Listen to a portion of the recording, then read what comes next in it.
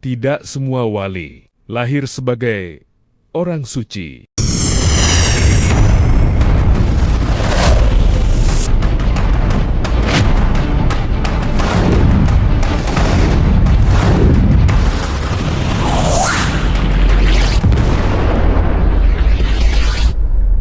Di balik story, ada makna tersembunyi.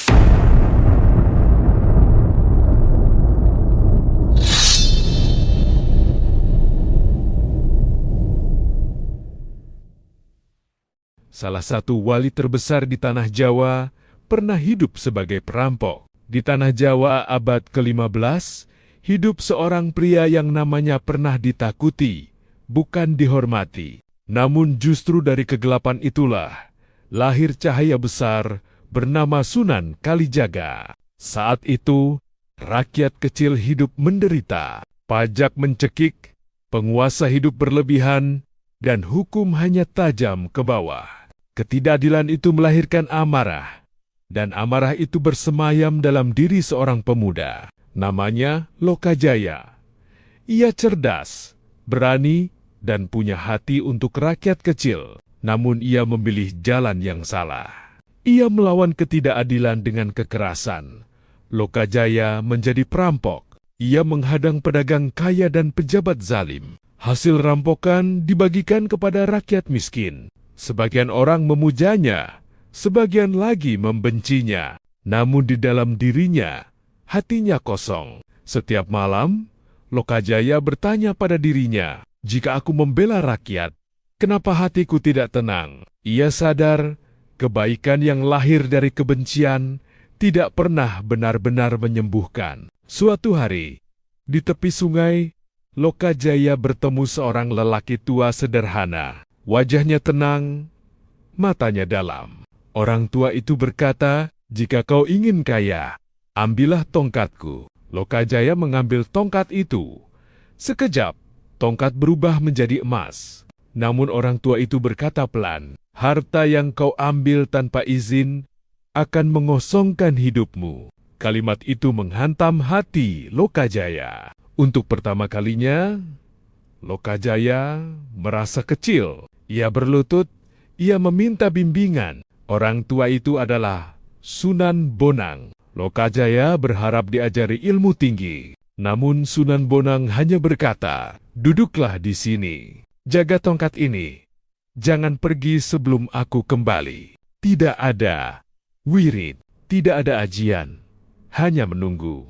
Hari berlalu, bulan berlalu, tahun berlalu, Lokajaya tetap duduk. Ia belajar, sabar, ikhlas, mengalahkan ego. Pelan-pelan, amarahnya mati. Saat Sunan Bonang kembali, ia berkata, "Kau bukan lagi Lokajaya." Sejak hari itu, ia dikenal sebagai Sunan Kalijaga. Bukan karena ia suci, tapi karena ia telah menaklukkan dirinya sendiri. Sunan Kalijaga melihat satu hal penting. Orang Jawa mencintai budayanya, maka ia tidak merusak budaya. Ia mengisinya dengan makna, wayang bukan dihapus, gamelan bukan dimusnahkan.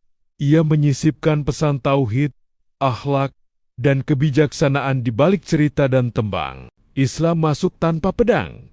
Tembang lir-ilir bukan sekadar lagu. Ia adalah pesan.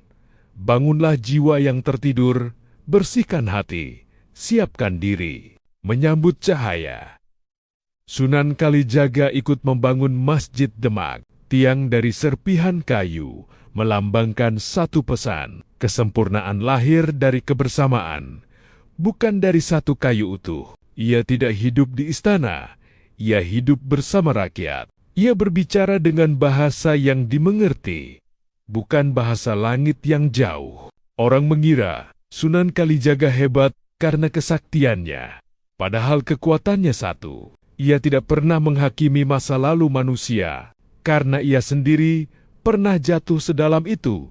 Sunan Kalijaga mengajarkan, jangan hancurkan jalan orang lain hanya karena jalannya berbeda. Iman bukan paksaan.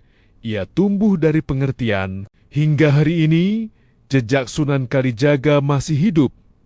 Dalam budaya, dalam cara beragama yang damai, Dalam kebijaksanaan Jawa, jika seorang perampok bisa menjadi wali, maka tidak ada manusia yang benar-benar terlambat untuk berubah. Menurut kamu, yang lebih sulit itu berubah jadi baik atau memaafkan diri sendiri atas masa lalu? Yang like dan subscribe, semoga diberi rejeki yang melimpah.